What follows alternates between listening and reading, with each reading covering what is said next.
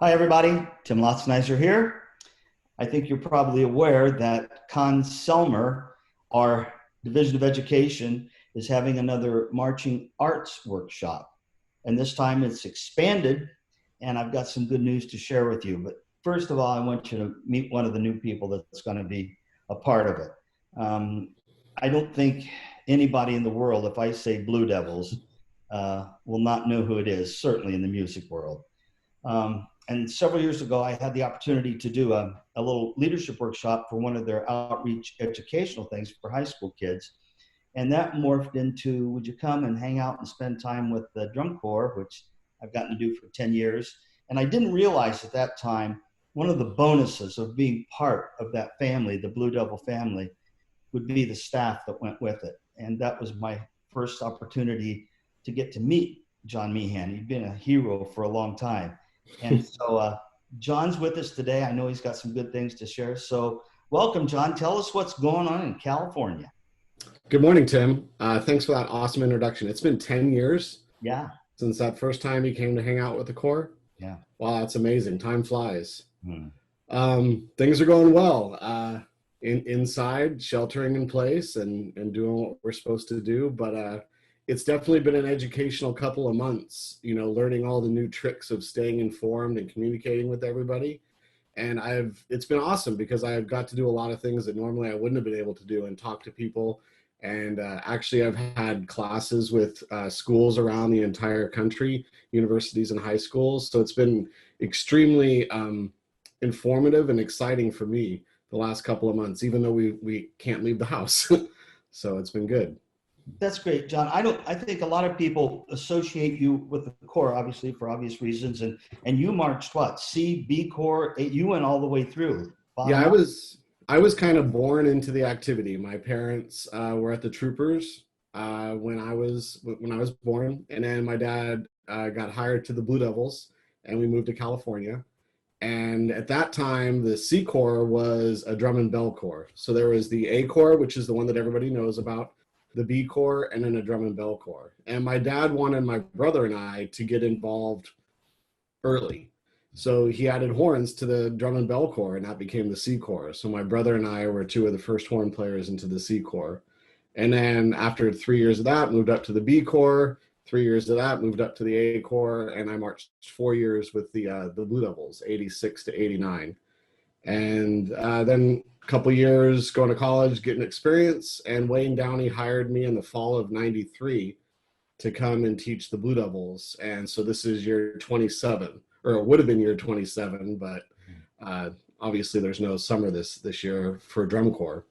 So, but yeah, so I've been involved in the activity for as long as I can remember, and with the Blue Devils specifically since 1980.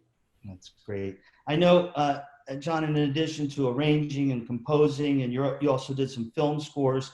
So all of that put together with this lifetime. I mean, you bleed this stuff. That's part of um, with the workshop that's coming up virtually, obviously.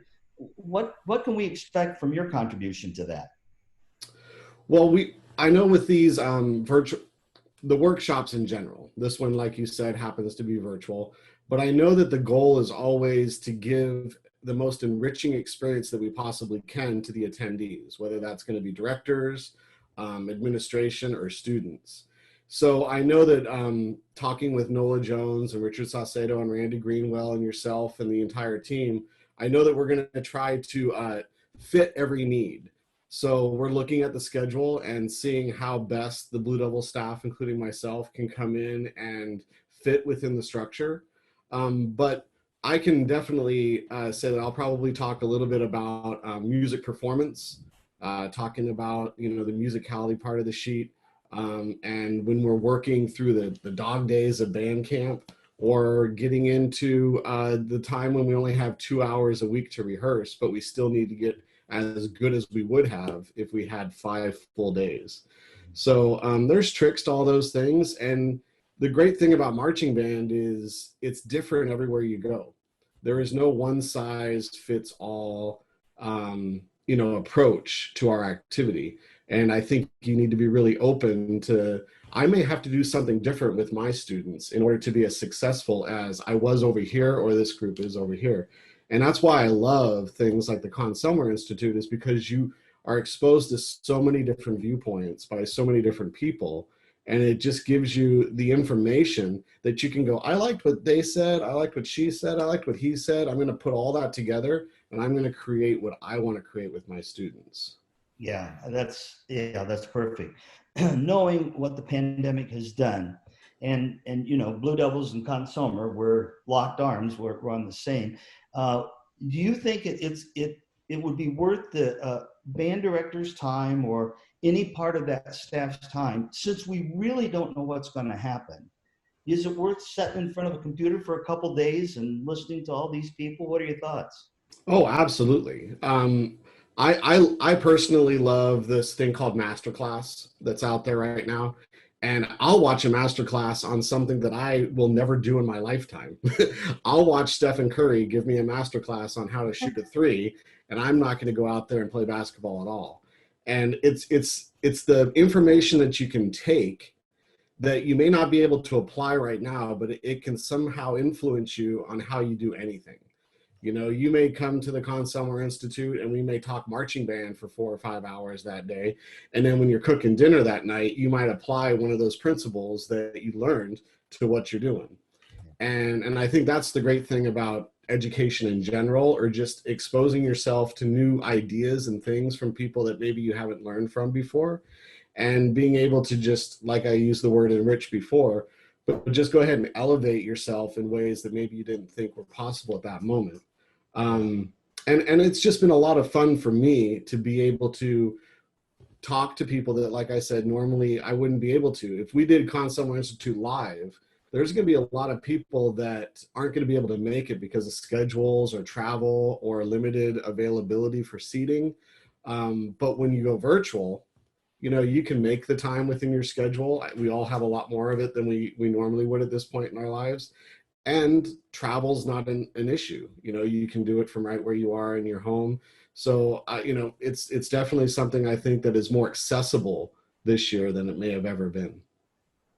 Absolutely. You're absolutely right.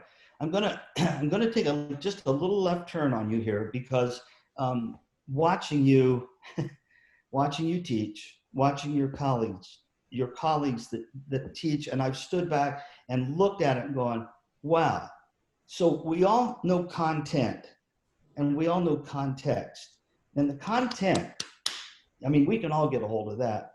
The context, not what you do, but the way you do what you do is where I think the magic is. Tell me a little bit about that, because you connect with young people so quickly.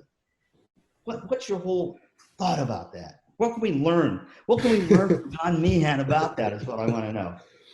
Well, in some ways, I don't want to share it with you because that makes, you know, it's like coming to a Dr. Tim session. You know you're going to come away with it feeling better than you did going into it. And if you gave that secret out, well, then we could do that on our own. But for me, truly, it's the students, and not just teaching them, but getting to know them. I've had so many students along the years just tell me that, you know, you knew my name, you knew my middle name, you knew my last name, you knew where I went to school, you knew my parents' names, you know, and that's important to me. It's important to me to get to know the performers, because once you do that, one thing that Scott Chandler is great at is we don't write the show until we know what we have.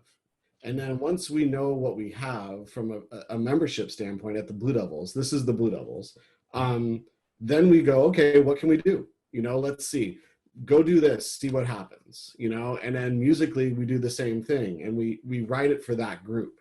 But it's important to know that group in order to do that.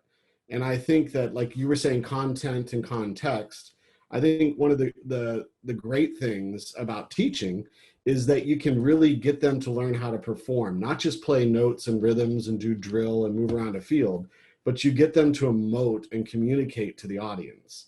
And once you can put those two things together, they can do it really well, but at the same time, they can communicate and emotionally connect. Well, then it becomes special. And then I think that's when the context is there. Yeah, and amen, loud amen. When we look at the headliners that are all part of this marching arts workshop, if there is any common theme, I think you just hit it, that it's student oriented. It's always for the benefit of the student. It's not about I, me. It's always about we, us. So yeah, thank you for sharing that. Again, I do think that is the magic sauce, whether you're doing it or whether I'm doing it in the workshop. As we look to the future, John, I mean, and none of us know what's going to happen. We know we don't know right now. The one thing we know is that we don't know. Yeah. For certain, we know we don't know. That's what we know. If you were a band director on the other side watching this, what advice would you have for me, just as I'm going forward, not even know which fork in the road I'm going to take, but what can I do right now to prepare, and what will this workshop bring benefits or value to me? I think one of the things that I've learned through this is take the time that we do have to do things that you may not normally have done. And so with the Blue Devils, one thing that I would have done, and I know that I've talked with a lot of band directors about this, is we can really focus on the fundamentals and technique like we've never been able to do that before right now, because we have more time. And we're not in a rush to be able to create a concert and do this and do that, and we're limited by what we have. We can take a lot of time to do that right now. I think being prepared is also the most important thing in the world, and because you're never lucky, it's how prepared you are when something happens that creates the luck. And I think that if we prepare now for a season that may not happen, we'll be even that much more prepared when it does happen a year from now, or whatever the case may be. And I think that we should never stop preparing for something, regardless of if we know it's going to happen or not. Just because all we're doing to ourselves is making ourselves be ready for that moment even more. Yeah. We'll get a chance to wrap this up, but for all of you that are watching, it's worth watching John's clinic and being in his presence, because it's also a clinic on how to teach. I've never seen you, John, not tell the students why we're doing what we're doing. And the minute they know why, then it shows what they're going to gain from it. So again, I really would encourage you all. I think John could teach, I don't know, how ants to make a house or something, because the way you do what you do is so important. And we're so excited to have the Blue Devils with us. We're so excited to be a part of that. And for all of you, hanging around John Meehan makes you a better person. And I know the students feel that way. What last words do you have, my friend? And then we'll cut you loose. We can do some arranging. Thank you very much. No, we're glad to be back too. I really valued our time with Con Selmer when we were there in the early 2010s, and we stayed a great relationship. And I am so glad to be back and stronger than ever, and working with yourself and Mike Camphis and everybody again. And it's going to be a ton of fun.